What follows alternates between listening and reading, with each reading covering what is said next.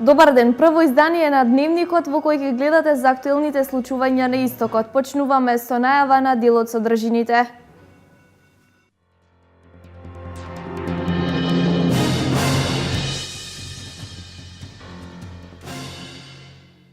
Унгарскиот амбасадор во Македонија денес беше во посета на Виница и Кочани.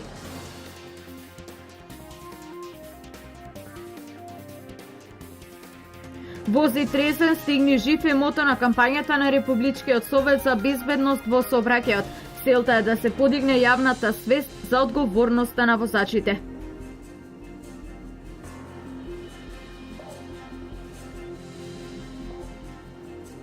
Пролетното невреме ќе ја преполови предстојната жетва. Земјоделците во паника за големи загуби во производство на житните култури.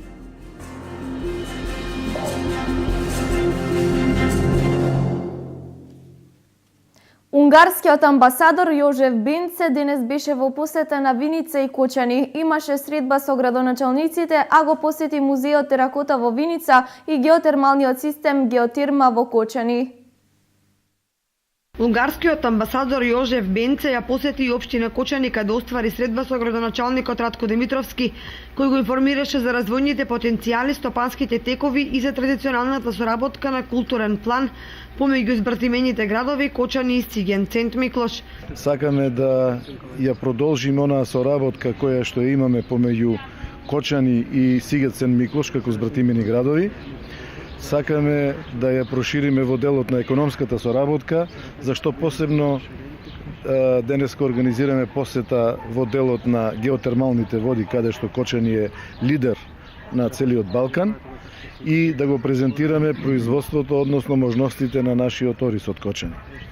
Ја користам оваа прилика уште еднаш да се заблагодарам на неговата екселенција за поддршката која што ја дава и на Кочани, а посебно за поддршката која што ја изрази овде во Кочани, која што ја дава Република Унгарија. Унгарскиот амбасадор Јожеф Бенце ја посети и општина Кочани каде оствари средба со градоначалникот Ратко Димитровски, кој го информираше за развојните потенцијали, стопанските текови и за традиционалната соработка на културен план помеѓу избратимените градови Кочани и Сиген, Сент Миклош. Домаќинот и гостинот потоа го посетија геотермалниот систем Геотерма, каде амбасадорот Бенце се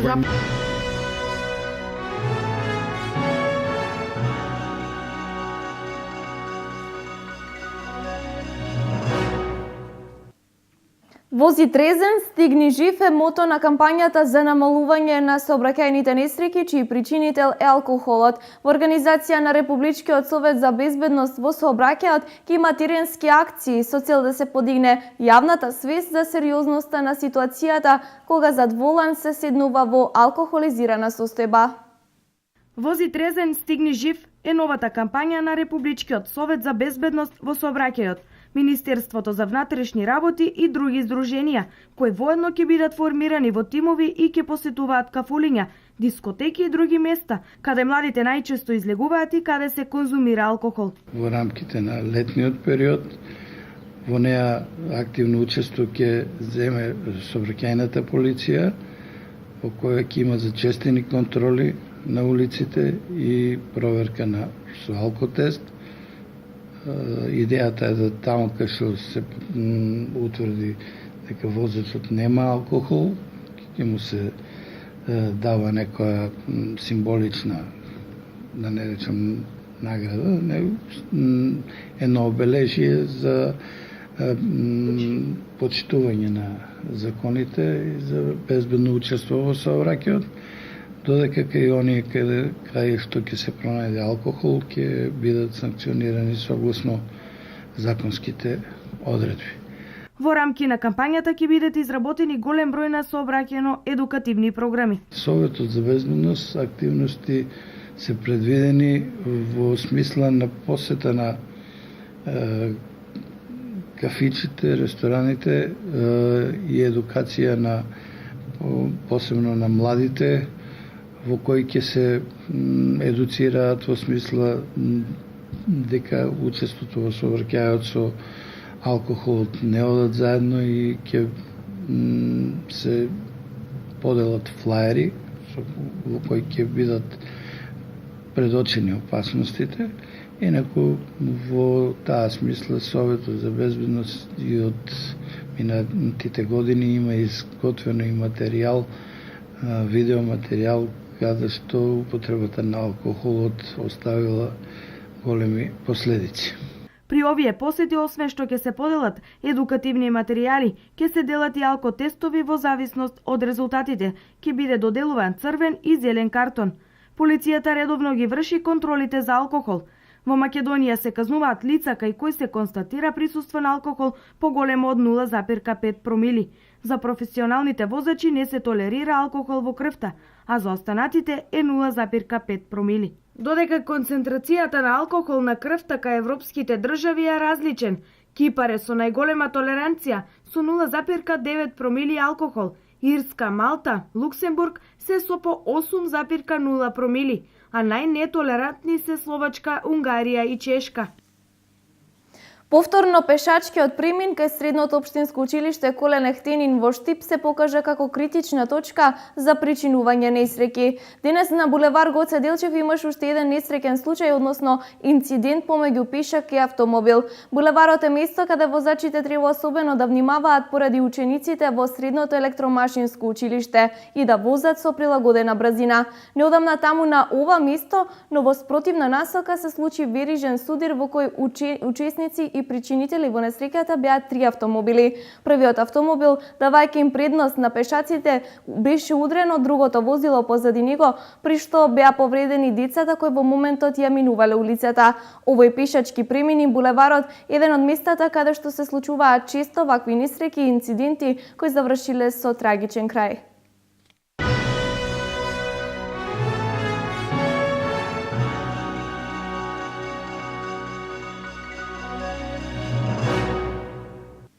Вчера се навршија 70 години од објавувањето на првиот македонски правопис. Јазикот е жива материја. Од тогаш до денес во неколку наврати правописот претрпел на дополнувања, пред се во интернационалните изрази во согласност со модерното време. Јазикот е белег на еден народ и е најсилниот културен и национален идентитет на секој поединец. Вчера навршија 70 години од објавувањето на македонскиот правопис. Првиот македонски правопис е издаден и озаконет на 7 јуни 1945 година од страна на врвните јазичари Блаже Конески и Крум Тошев. Од првобитниот, излезен правопис на македонскиот литературен јазик од 1945 година, тој на неколку пати, претрпувал измени. Едната е 5 години подоцна, во 1950, другата е некаде 69-70 година, а последното издание е во 1998 година и тоа претрпело мали измени, бидејќи има неколку изданија на тој правопис.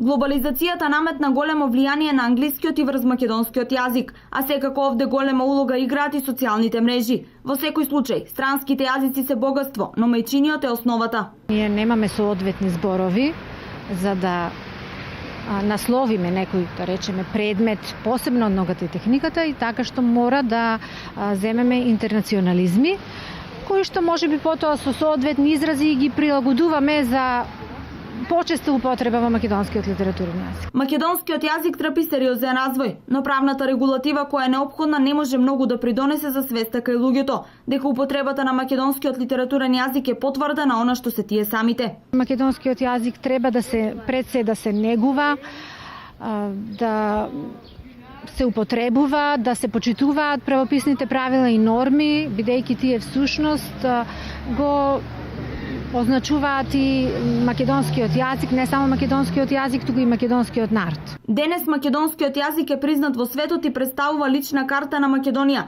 преку која се спознава значењето на националната свест и култура. Затоа и понатаму нека представува мотив за творење, цврста основа за градење на нови мостови на соработка и важен белег на македонската нација.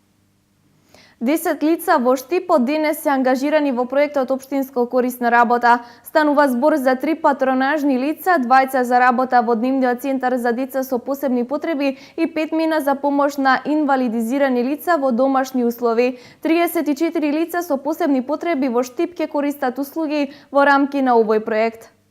Од денес, по трет пат во изминативе 3 години, започна да се реализира програмата Општинско корисна работа. 34 лица евидентирани во Сојузот на Сдруженија на лица со инвалидитет од денес ке добиваат помош во своите домови од страна на 5 невработени лица евидентирани во Агенцијата за вработување. Освен за помош на лицата со инвалидитет, ангажирани се и двајца физиотерапевти и 3 медицински сестри во патронажната служба. Значи тоа се 3 сестри медицински во патронажна служба, 2 лица физиотерапеут и професор по физичко воспитување од Дневниот центар за деца со посебни потреби и 5 лица работно ангажирани за лицата телесни инвалиди или лица со телесни попричинности во поддршка и помош во домашни услови. Корисниците на услугите преку програмата Општинско корисна работа очекуваат барем за краток период да им се олесни животот. Овие секојдневни активности, хигиена, мислам чистење, мислам таро, нели, тоа не е мали работи. После тоа, еве да изгледаме да почетаме тоа гравот да платиме некоја сметка, некоја фактура и така натаму. За испорачувачите на услуги, кои корисниците ги нарекуваат своји асистенти, оваа програма е од огромно значење, пред се затоа што можат да помагаат на луѓе на кои помошта им е неопходна. Најголема мотивација ми е личната, ајде да кажам, имплицираност, затоа што јас сум самохран родител на дете со посебни потреби и мислам дека најдобро лично ги познавам проблемите на било кој лице со било каков хендикеп. Па јас се надевам прво дека корисниците на услуги ќе бидат пред се среќни од нашето друштво, од нашето внимание, од некоја ситна работа која што ние можеме да извршиме наместо нив. Карамфилова, Китановски и уште 4 лица во наредните 6 месеца по 4 часа дневно ќе бидат ангажирани да помагаат на лица со инвалидитет. За тоа ќе добиваат 6200 денари месечно.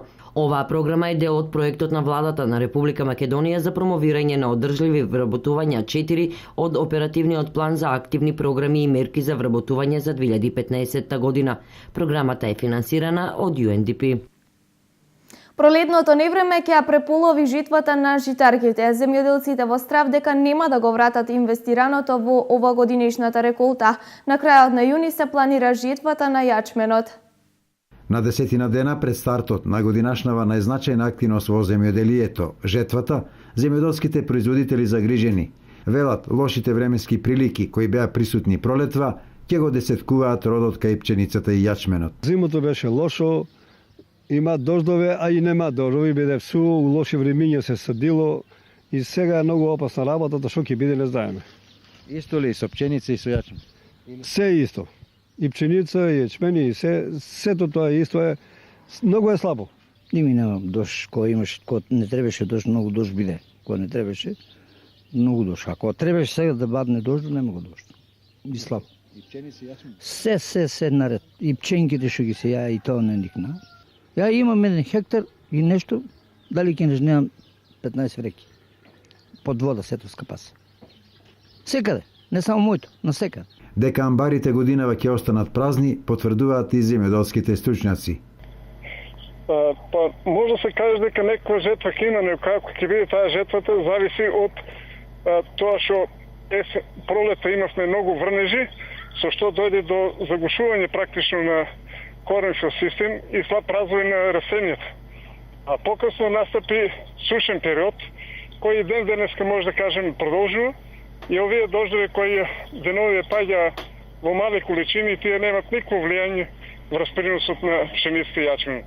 Затоа овогодишните приноси од пшеница и јачмен ќе бидат далеку помали од она што беше ланската година. Под житарици само во Штипско есенва беа посејани над 5000 хектари, а минатата година беа добиени приноси од 2500 до 3000 килограми од хектар, годинава предвидувањата се дека тие ќе бидат преполовени. Освен тоа, она што ќе се ожнее, ќе биде со слаб квалитет и освен за исхрана на добитокот, не може да послужи за производство на брашно, тврдат стручните лица. За да се избегнат гужвите во подрачните единици на Министерството за земјоделство, на крајот на јуни, докога е пролонгиран терминот за аплицирање за субвенции, земјоделците навреме да ги обезбедат потребните документи за аплицирање. До средината на јуни трае пријавувањето на откупеното млеко во првите 4 месеци годинава. По објавувањето на веста дека рокот за аплицирање за субвенции е продолжен за уште 1 месец, земјоделците се опуштија. Ги нема повеќе гужвите пред подрачната единица на Министерството за земјоделство, шумарство и водостопанство во Делчево, иако се уште е голем бројот на земјоделци кои ги немаат поднесено барањата за субвенции. Од подрачната единица велат дека независно што е продолжен рокот, земјоделците треба навреме да си ја завршат обврската. Ги известуваме земјоделците дека рокот за поднесување барања за сточарско и растително производство и за другите мерки кои се предвидени во програмата за директни плаќања за 2015 година е 31. Нема да има пролонгирање на рокот, па затоа ги замолуваме сите земјоделци во предвидениот рок да дојдат да си ги прејават своите производства за директни плаќања за 2015 година. До 15 јуни е и рокот за поднесување на барање за произведено и продадено овчо, кравјо и козјо млеко во периодот од 1 јануари до 30 април 2015 година. Во овој момент се поднесуваат и барања за директна подршка за сточарите, односно за произведено и предадено во млекара, кравјо, козјо и овчо млеко. Подршката е 3,5 денари. И тоа се за месеци јануари, февруари, март и април 2015 година. Рокот за поднесување е до 15 јуни. До сега во подрачната единица во Делчево барање за субвенции доставиле 1400 земјоделци, а минатата година бројката била 1800 земјоделци од Делчево и Македонска Каменица. Првично врската за поднесување на барање за субвенции беше до крајот на мај, но поради големите гужви кои се создадоа, Министерството донесе одлука рокот за аплицирање да биде продолжен до крајот на месец јуни. Инфраструктурен запад во штипската населба Железничка се работи за инвестиција од 700.000 динари, средства со кои ќе се изврши комплетна санација на водоводната мрежа во Долна Железничка. Јавното предпријатие ИСАР започна со реконструкција на водоводната линија во Долна Железничка. Се работи за инвестиција од околу 700.000 динари која ја покрива самото предпријатие ИСАР. Целата линија е долга некаде 900 метри. Комплетно ќе биде заменета водоводната линија. Исто така некаде 860 метри па имаме само на приклучоци на водоводот овде. Целата инвестиција чини некаде 700.000 денари. Ова инвестиција на јавното предпријатие ИСАР, а веднаш потоа локалната самоуправа ќе асфалтира улицата Долна Железничка, а ние ќе преминеме на работа на Горна Железничка и таму ќе бидат асфалтирани сите улици. Во наредната фаза е планирано да се реконструира водоводната линија на улицата Сутјеска до спојот до Славчо Стојмински и на улицата Лески во населбата Баби. Сите планирани улици кои ќе се асфалтираат, јавното предпријатие ИСАР интензивно ќе работи на комплетна санација на водоводните мрежи.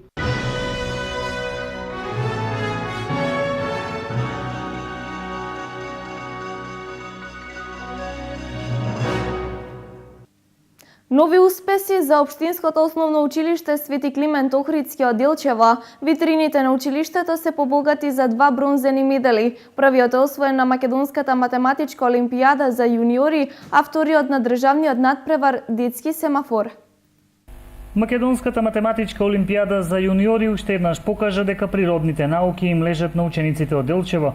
Ученикот Никола Орлов, кој што е ученик при Општинското основно училиште Свети Климент Охридски од Делчево, го освои бронзениот медал на ова престижно надпреварување, на кој учествуваа голем број на ученици ширум Македонија. На јуниорската математичка македонска олимпијада го одржана на 6 јули во Скопје на Машинскиот факултет од нашето училиште. Седовме учество јас, Никола Орлов и Кристина Петровик. На олимпијадата учествуваа ученици од целата држава до 15,5 години. Таму јас го освоив бронзениот медал. За мене оваа награда значи стимул, ми представува стимул за да продолжам понатаму да постигнувам големи успеси. Исто така упатувам голема благодарност до нашата менторка Благица Николовска, која што е главниот виновник за сите наши успеси. Солидната учебна година, барем кога станува збор за наградите, училиштето од Делчево ја заокружи со третото место на државниот надпревар детски семафор. Откако го освоив третото место на општинскиот надпревар, се пласирав на регионален надпревар и освоив второ место, а потоа се пласирав и на државниот надпревар кој се одржа во Скопје и таму освоив трето место. Благодарност до мојот ментор Ванчо Георгиевски, наставник по техничко образование, кој цело време вежбаше напорно со мене. Постигнатите резултати за директорката Валентина Михиловска се плод на напорната работа на наставничкиот кадар заедно со учениците. Последните успеси се од оваа сабота кога Никола Орлов и Кристина Петровиќ учествуваа на Олимпијадата по математика, при што Никола Орлов освои бронзен медал, а Кристина Петровиќ е пофалена. Со тоа заокружуваме оваа учебна година со многу успеси, благодарност до сите ученици кои што покажаа интерес да учествуваат на надпреварите и благодарност до сите наставници и ментори кои што активно работеа цело време за постигање на овие успеси. Овие резултати сигурно ќе го стават на мака наставничкиот колегиум кој што ќе одлучува околу името на ученикот кој ќе го понесе епитетот ученик на генерацијата. Како стојат работите, тоа со сигурност ќе биде ученик математичар.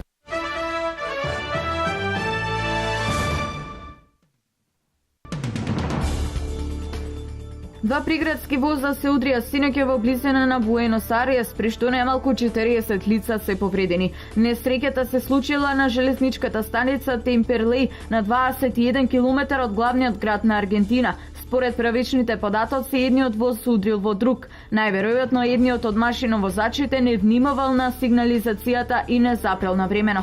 Белата куќа соопшти дека председателот Барак Обама и германскиот канцелар Ангела Меркел се согласиле дека економските санкции против Русија би морало да останат во сила се додека целосно не биде спроведен мировниот договор и додека Москва не почне да го почитува суверенитетот на Украина. Безживотно тело на 14 годишно девојче било пронајдено закопано во дворот на нејзиното момче. Тој наводно ја закопал својата девојка жива откако дознал дека е бремена. Смртта на 14 годишната Чиара Пеас ја кренала цела Аргентина на нозе. Повеќе од 200.000 луѓе излегле на улиците откако лешот на девојчето бил пронајден во дворот на нејзиното момче, 3 дена откако било пријавено нејзиното исчезнување. 17-годишниот Миомир Илик од Србија призна во текот на сослушувањето дека го убил својот другар Станко Глигуровиќ. Очевидци за оваа трагедија нема. Обвинителството продолжува со истрагата како би се дознали сите детали околу убиството. По сослушувањето на осомничениот малолетник му е одредено мерка притвор од 1 месец. Зголемувањето на бројот на заболените и смртните случаи од инфекцијата со болеста МЕРС, кај позната и како нилска треска, како и извештаите за неколку случаи дека инфицирани корици патувале во други држави, внесе загриженост во поголем број држави на Азија. Мерки за предпазливост воведоа и здравствените власти на Јапонија, каде што под лекарска контрола ќе бидат сите лица што патувале во Јужна Кореја.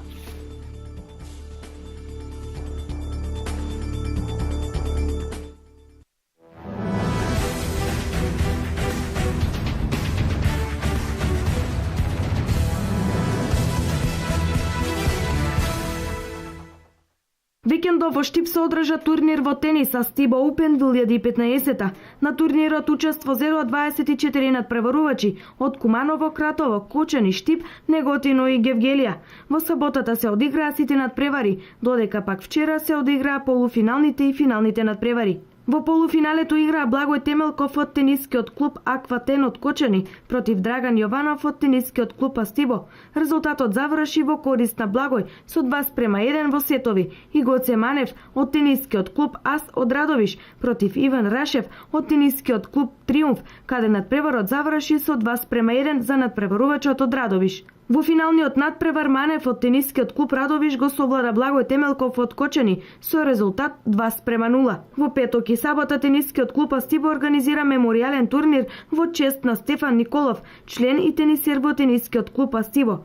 Во петок ќе се одржи детскиот тенис, каде што ќе се надпреваруваат 70 деца, а во сабота надпревар за повозрастна група, каде што се пријавени 22 надпреварувачи.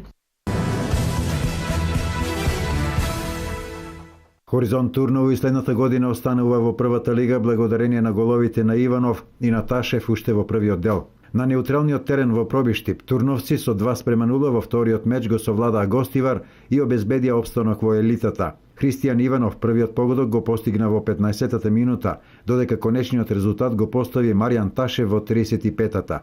Со тоа Гостивар идната сезона ќе остане во второлигашкото друштво. Во бараж мечевите за втората лига веќе од подамна беа познати патниците, а тоа се Победа и Љубанци, кои одиграа 1:1 со Беласица, односно 0:3 против Велешта.